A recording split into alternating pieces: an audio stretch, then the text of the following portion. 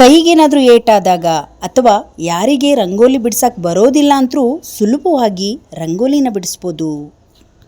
ಬನ್ನಿ ಬೆಂಕಿಪಟ್ಟಣದ ಈ ಟಿಪ್ಸನ್ನು ನೋಡ್ಕೊಂಬರೋಣ. ಖಾಲಿಯಾಗಿರುವ ಚಿಕ್ಕ ಬೆಂಕಿಪಟ್ಟಣ ತೊಗೊಂಡಿದ್ದೀನಿ.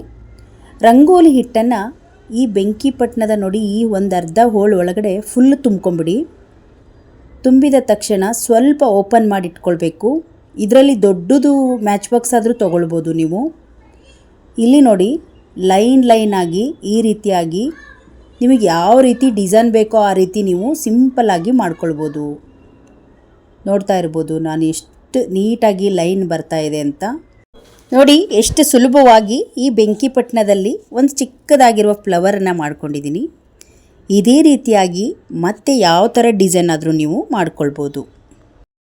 ಇದೇ ರೀತಿಯಾದ ಸಿಂಪಲ್ ರಂಗೋಲಿನ ನಾವು ಹಾಕೋಬೋದು. ನೋಡಿ ಇದು ಕೂಡ ಎಷ್ಟು ಸುಂದರವಾಗಿ ಬರ್ತಾ ಇದೆ, ಎಷ್ಟು ಸುಲಭವಾಗಿ ಮಾಡ್ಬೋದು, ಮಕ್ಕಳು ಕೂಡ ಮಾಡ್ಬೋದು. ಇದೇ ರೀತಿಯಾದ ಸಿಂಪಲ್ ರಂಗೋಲಿನ ನೀವು ಕೂಡ ಮಾಡ್ಬೋದು.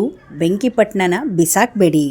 ಇಲ್ಲಿ ಒಂದು 4-5 ಏಲಕ್ಕಿನ ತೊಗೊಂಡಿದ್ದೀನಿ. ಇದನ್ನು ಸ್ವಲ್ಪ ಪೌಡ್ರ್ ಥರ ನಾವು ಪೌಡ್ರ್ ಮಾಡ್ಕೊಳ್ಬೇಕು. ನಾವು ಹಾಗೆ ಆಗಿಲ್ಲ ಅಂದರೆ ಸ್ವಲ್ಪ ಸಕ್ಕರೆ ಹಾಕಿ ಇದನ್ನು ಪೌಡ್ರ್ ಮಾಡ್ಕೊಳ್ಬೋದು. ಈ ಒಂದು ಪುಡಿ ಬಾಳೆಹಣ್ಣಲ್ಲಿ ಹಾಕಿ ತಿನ್ನೋದ್ರಿಂದ ಪೈಲ್ಸ್ ಸಮಸ್ಯೆಗೆ ಒಂದು ರಾಮಬಾಣ ಅಂತಲೇ ಹೇಳ್ಬೋದು. ಈ ಪೈಲ್ಸ್ ಸಮಸ್ಯೆ ಅಂತೂ ಇವಾಗ ಕಾಮನ್ ಆಗಿಬಿಟ್ಟಿದೆ. ಈ ಥರ ಅವಾಗವಾಗ ಏಲಕ್ಕಿ ಪುಡಿ ಮತ್ತು ಬಾಳೆಹಣ್ಣನ್ನು ಮಿಕ್ಸ್ ಮಾಡಿ ಇದನ್ನು ಅವಾಗವಾಗ ತಿನ್ನೋದ್ರಿಂದ ಪೈಲ್ಸ್ ಸಮಸ್ಯೆ ಕಡಿಮೆ ಆಗ್ತಾ ಹೋಗುತ್ತೆ. ಹಾಗೇ ಬಾಳೆಹಣ್ಣು ತಿನ್ನೋದು ಬದಲು ಈ ರೀತಿ ಮಾಡಿದರೆ ಒಂದು ಒಳ್ಳೆ ಮೆಡಿಷನ್ ಆಗಿ ಹೊಟ್ಟೆ ಸೇರುತ್ತೆ. ಟ್ರೈ ಮಾಡಿ ನೋಡಿ. ಇವಾಗ ನಾನು ಏಲಕ್ಕಿ ಪುಡಿನ ಸ್ವಲ್ಪ ಸಕ್ಕರೆ ಹಾಕಿ ಪುಡಿ ರೆಡಿ ಮಾಡಿ ಎತ್ತಿಟ್ಕೊಂಡಿದ್ದೀನಿ. ಹಣ್ಣಾಗಿರುವ ಬಾಳೆಹಣ್ಣನ್ನು ತೊಗೊಂಡಿದ್ದೀನಿ. ಹಣ್ಣಾಗಿರಬೇಕು ಬಾಳೆಹಣ್ಣು. ಯಾವತ್ತೇ ನಾವು ಪೈಲ್ಸ್ ಸಮಸ್ಯೆ ಇರೋರು ಹಣ್ಣಾಗಿರುವ ಬಾಳೆಹಣ್ಣು ತಿನ್ನಬೇಕು. ಇದನ್ನು ಮಾಡ್ಕೊಳ್ಳುವಾಗ ಗುಲ್ಕನ್ ಇದ್ರೂ ಚೆನ್ನಾಗಿರುತ್ತೆ. ಇದ್ರ ಜೊತೆಗೆ ಗುಲ್ಕನನ್ನು ಮಿಕ್ಸ್ ಮಾಡಿ ಕೂಡ ನಾವು ತಿನ್ಬೋದು. ಗುಲ್ಕನ್ ಇಲ್ಲ ಅಂದ್ರೂ ಈ ಬಾಳೆಹಣ್ಣಲ್ಲಿ ನಾವು ಮಾಡಿರುವ ಏಲಕ್ಕಿ ಪುಡಿನ ಹಾಕಿ ತಿನ್ಬೋದು. ನೋಡಿ ಇವಾಗ ಹಣ್ಣಾಗಿರುವ ಬಾಳೆಹಣ್ಣನ್ನು ಬಿಡಿಸ್ಕೊಳ್ತಾ ಇದ್ದೀನಿ. ಈಗ ನೋಡಿ ಇವಾಗ ಬಾಳೆಹಣ್ಣನ್ನು ಬಿಡಿಸಿದ್ದೀನಿ. ಈಗ ಒಂದು ಚಾಕು ತಗೊಳ್ಳಿ. ಚಾಕುದಲ್ಲಿ ನೀಟಾಗಿ ಈ ರೀತಿ ಉದ್ದಕ್ಕೆ ಸೀಲ್ ಮಾಡ್ಕೊಂಬಿಡಿ. ಕಟ್ ಮಾಡಬಾರ್ದು. ಸೆಂಟ್ರಲ್ ಸ್ವಲ್ಪ ಹೋಲನ್ನು ಬಿಟ್ಕೊಂಡು ಈ ಒಂದು ಒಳಗಡೆ ಹೋಗೋ ಥರ ಈ ಒಂದು ಪುಡಿನ ಉದುರಿಸ್ಕೊಳ್ಬೇಕು. ಈ ಪುಡಿನ ಹಾಕಿದ 1 ನಿಮಿಷ ಬಿಟ್ಟಾದಮೇಲೆ ಇದನ್ನು ನಾವು ತಗೊಳ್ಬೇಕು.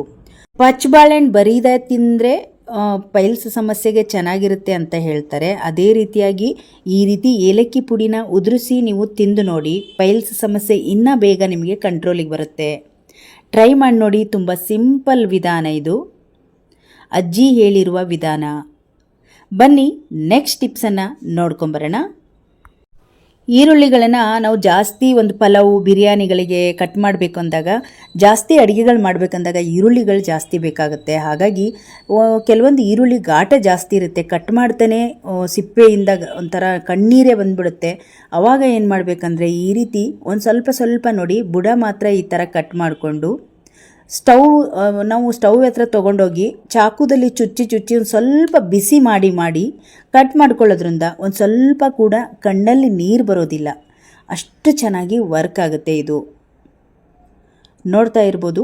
ಎಲ್ಲ ಈರುಳ್ಳಿನೂ ಇದೇ ರೀತಿಯಾಗಿ ನಾವು ಎಷ್ಟು ಈರುಳ್ಳಿ ಕಟ್ ಮಾಡ್ತೀವಿ ಅಷ್ಟೂ ಈ ರೀತಿ ಇಟ್ಕೊಂಡು ಸ್ವಲ್ಪ ಚಾಕುದಲ್ಲಿ ನೋಡಿ ಈ ರೀತಿ ಚುಚ್ಚಿ ಸ್ವಲ್ಪ ಬಿಸಿ ಮಾಡಿದರೆ ಸಾಕಾಗುತ್ತೆ.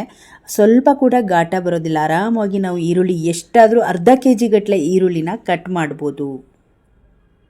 ಬನ್ನಿ ನೆಕ್ಸ್ಟ್ ಟಿಪ್ಸನ್ನು ನೋಡ್ಕೊಂಬರೋಣ. ಗಂಜಿ ತೊಗೊಂಡಿದ್ದೀನಿ ನೋಡಿ. ನಾವು ಅನ್ನ ಮಾಡಿರುವ ಗಂಜಿನ ಚೆಲ್ಬಿಡ್ತೀವಿ ನೋಡಿ. ಆ ಕೆಲಸ ಇನ್ಯಾವತ್ತೂ ಮಾಡಬೇಡಿ. ಗಂಜಿ ಅಂತೂ ತುಂಬಾನೇ ಉಪಯೋಗ ಆಗುತ್ತೆ. ಬಾಡಿ ಹೀಟ್ ಆದವರಿಗೆ ಈ ಗಂಜಿನ ನೋಡಿ ಈ ರೀತಿ ಬಿಸಿ ಗಂಜಿ ಗ್ಲಾಸಲ್ಲಿ ಹಾಕಿ ಸ್ವಲ್ಪ ಉಪ್ಪು, ಪೆಪ್ಪರು, ಜೀರಿಗೆ ಪುಡಿನ ಹಾಕಿ ಈ ರೀತಿ ಅವಾಗವಾಗ ಕುಡಿಯೋದ್ರಿಂದ ಬಾಡಿ ಹೀಟ್ ಅನ್ನೋದೇ ಆಗೋದಿಲ್ಲ. ತಂಪಾಗಿರುತ್ತೆ ಬಾಡಿ. ಅನ್ನ ಅಂತೂ ಡೈಲಿ ಮಾಡ್ತೀವಿ. ಈ ರೀತಿ ಗಂಜಿನ ನಾವು ಕುಡಿತಾ ಇರಬೇಕು. ಬಾಡಿ ತಂಪಾಗಿರುತ್ತೆ. ಅದೇ ಗಂಜಿಯಲ್ಲಿ ಇನ್ನೊಂದು ಟಿಪ್ಸನ್ನು ಮಾಡೋಣ ನೋಡಿ. ಗಂಜಿ ಒಂದು ಪಾತ್ರೆ ಫುಲ್ ಗಂಜಿ ಹಾಕಿದ್ದೀನಿ. ಇದಕ್ಕೆ ಸ್ವಲ್ಪ ಕೋಲ್ಗೇಟ್ ಪೇಸ್ಟನ್ನು ಹಾಕೊಳ್ತಾ ಇದ್ದೀನಿ ನೋಡಿ. ಒಂದು ಅರ್ಧ ಚಮಚದಷ್ಟು ಕೋಲ್ಗೇಟ್ ಪೇಸ್ಟ್ ಆದರೆ ಸಾಕಾಗುತ್ತೆ.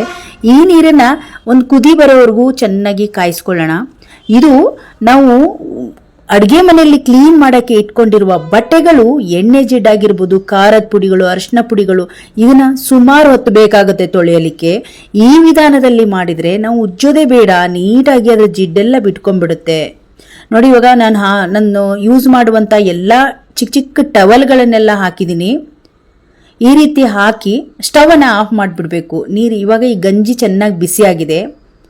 ಗಂಜಿಲಿ ಬಿಳಿ ಬಟ್ಟೆ ಕೂಡ ತುಂಬ ಚೆನ್ನಾಗಿ ಕ್ಲೀನ್ ಮಾಡ್ಬೋದು.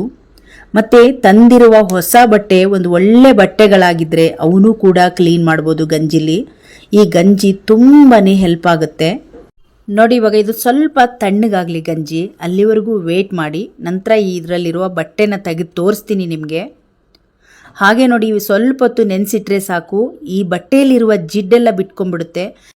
ಸ್ವಲ್ಪ ಬಿಸಿ ತಣ್ಣಗಾದ ಮೇಲೆ ಈಗ ನೋಡಿ, ಕೈಯಲ್ಲಿ ಮುಟ್ಟಿದ್ರೂ ಕೂಡ ಬಿಸಿ ಇದೆ. ಇವಾಗ ನೀರನ್ನು ಹಾಕಿರುವ ಒಂದು ಬೇಷನ್ನಿಗೆ ಹಾಕ್ಕೊಳ್ತಾ ಇದ್ದೀನಿ ಈ ಬಟ್ಟೆ ಪೀಸಸ್ನ. ನಾನಿಲ್ಲಿ ವಿಡಿಯೋ ಮಾಡೋದಕ್ಕೋಸ್ಕರ ಈ ರೀತಿಯಾಗಿ ತೋರಿಸ್ತಾ ಇದ್ದೀನಿ. ಇದನ್ನು ಬಾತ್ರೂಮ್ಗೆ ತೊಗೊಂಡೋಗಿ ನೀವು ಅಲ್ಲೇ ಜಾಲಿಸ್ಬೋದು ಬಟ್ಟೆನ. ಅಡುಗೆ ಮನೆ ಕ್ಲೀನ್ ಮಾಡೋಕ್ಕೆ ಇಟ್ಕೊಂಡಿರೋ ಬಟ್ಟೆಗಳು ನೀವೇ ಅನ್ಕೋಬೋದು ಎಷ್ಟೊಂದು ಜಿಡ್ಡಾಗಿರುತ್ತೆ. ಅರ್ಜೆಂಟಲ್ಲಿ ಮುಟ್ಟಿರ್ತೀವಿ, ಎಣ್ಣೆ ಜಿಡ್ಡು ಕೂಡ ಆಗಿರುತ್ತೆ. ಇಂಥ ಬಟ್ಟೆಗಳನ್ನು ಕ್ಲೀನ್ ಮಾಡೋದು ಎಷ್ಟು ಕಷ್ಟ ಗೊತ್ತು ನಿಮಗೆ. ನೋಡಿ, ಇವಾಗ ಬೇಷನ್ನಿಗೆ ಹಾಕಿ ಇವಾಗ ಕೈಯಲ್ಲಿ ಈ ರೀತಿ ಉಜ್ಜಿದ್ರೆ ಸಾಕು, ಬಟ್ಟೆ ನೀಟಾಗಿ ಅದ್ರಾಗಿರುವ ಜಿಡ್ಡೆಲ್ಲ ಬಿಟ್ಕೊಂಡ್ಬಿಡುತ್ತೆ. ನೋಡಿ, ಕೈಯಲ್ಲಿ ಈ ರೀತಿಯಾಗಿ ಉಜ್ಜಬೇಕು. ಒಂದು ರೌಂಡು ಉಜ್ಜಿದ ತಕ್ಷಣ ಮತ್ತೆ ನೀರನ್ನು ಚೇಂಜ್ ಮಾಡ್ಕೊಳ್ಳೋಣ. ಎಲ್ಲ ಬಟ್ಟೆಗಳನ್ನು ಕೈಯಲ್ಲಿ ಉಜ್ಜಿದ್ರೆ ಸಾಕಾಗುತ್ತೆ. ಬ್ರಷ್ ಹಾಕುವುದೇ ಬೇಡ, ಇದಕ್ಕೆ ಸೋಪ್ ಹಾಕುವುದೇ ಬೇಡ, ಕೋಲ್ಗೇಟ್ ಪೇಸ್ಟೇ ಸಾಕಾಗುತ್ತೆ. ನೋಡಿ, ಕ್ಲೀನಾಗಿರುವ ನೀರಿನಲ್ಲಿ ಮತ್ತೆ ಈ ಥರ ಜಾಲಿಸ್ಕೊಳ್ತಾ ಇದ್ದೀನಿ. ಎಷ್ಟು ನೀಟಾಗಿದೆ ಬಟ್ಟೆಗಳು. ಇದೇ ರೀತಿಯಾಗಿ ಅಡುಗೆ ಮನೆಯಲ್ಲಿ ಜಿಡ್ಡಾಗಿರುವಂಥ ಬಟ್ಟೆಗಳನ್ನು ತುಂಬ ಸುಲಭವಾಗಿ ಕ್ಲೀನ್ ಮಾಡ್ಬೋದು. ಚಿಕ್ಕ ಮಕ್ಕಳು ವೈಟ್ ಬಟ್ಟೆಗಳೇನಾದರೂ ಇದೇ ರೀತಿಯಾಗಿ ಮಕ್ಕಳು ಊಟ ತಿನ್ನಿಸುವಾಗ ಗಲೀಜಾಗಿದ್ದರೆ ಈ ರೀತಿಯಾಗಿ ಅವನ್ನ ಕ್ಲೀನ್ ಮಾಡ್ಕೊಳ್ಬೋದು ನಾವು.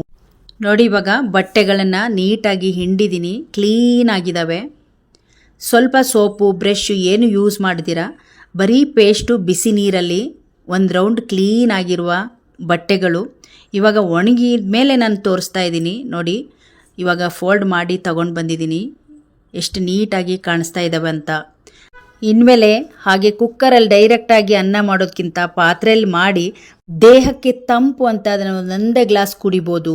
ಇದೇ ರೀತಿಯಾಗಿ ಈಗ ಒಂದು ಜಿಡ್ಡಾಗಿರುವ ಒಂದು ಬಟ್ಟೆಗಳನ್ನು ಕ್ಲೀನ್ ಮಾಡ್ಬೋದು. ತುಂಬಾ ಯೂಸ್ ಆಗುತ್ತೆ ಈ ಗಂಜಿ. ಟ್ರೈ ಮಾಡಿ ನೋಡಿ, ಗಂಜಿನ ಇನ್ಮೇಲೆ ಯಾರೂ ಕೂಡ ಚೆಲ್ಲಬೇಡಿ. ನೆಕ್ಸ್ಟ್ ಟಿಪ್ಸನ್ನು ನೋಡ್ಕೊಂಬರೋಣ. ಖಾರದ ಪುಡಿ ಮುಟ್ಟೋದ್ರಿಂದ ಕೆಲವರಿಗೆ ಕೈಯಲ್ಲಿ ಖಾರ ಮುಟ್ಟಿದ್ರೆ ಇನ್ಫೆಕ್ಷನ್ ಆಗಿ ಉರಿ ಬರ್ತಾ ಇರುತ್ತೆ. ಅಂಥ ಸಮಯದಲ್ಲಿ ನೋಡಿ, ಕೋಲ್ಗೇಟ್ ಪೇಸ್ಟನ್ನು ಸ್ವಲ್ಪ ಉರಿ ಬಂದರೆ ಈ ರೀತಿ ಉಜ್ಕೊಂಬಿಡಿ ಕೈಗೆ. ಕೈ ಎಷ್ಟೇ ಖಾರ ಉರಿ ಇದ್ರೂ ಕಡಿಮೆ ಆಗುತ್ತೆ. ಈ ಮ್ಯಾಚ್ ಬಾಕ್ಸಲ್ಲಿ ರಂಗೋಲಿ ಹಾಕುವ ಐಡಿಯಾ ನಿಮ್ಗೆ ಇಷ್ಟ ಆದರೆ ಈ ವಿಡಿಯೋ ಶೇರ್ ಮಾಡೋದನ್ನು ಮರಿಬೇಡಿ. ಇವತ್ತಿನ ಎಲ್ಲ ವಿಡಿಯೋಗಳು ನಿಮ್ಗೆ ಇಷ್ಟ ಆಯಿತು ಅಂದ್ಕೊಂಡಿದ್ದೀನಿ. ಇವತ್ತಿನ ವಿಡಿಯೋದಲ್ಲಿ ನಿಮ್ಗೆ ಯಾವ ವಿಡಿಯೋ ಇಷ್ಟ ಆಯ್ತು ಅಂತ ಕಮೆಂಟ್ ಬಾಕ್ಸಲ್ಲಿ ತಿಳಿಸಿ. ಈ ವಿಡಿಯೋಗೊಂದು ಲೈಕ್ ಮಾಡಿ, ಈ ವಿಡಿಯೋವನ್ನು ಶೇರ್ ಮಾಡಿ. ಇನ್ನಷ್ಟು ವಿಡಿಯೋಗಳಿಗಾಗಿ ನಮ್ಮ ಚಾನಲನ್ನು ಸಬ್ಸ್ಕ್ರೈಬ್ ಮಾಡ್ಕೊಳ್ಳಿ.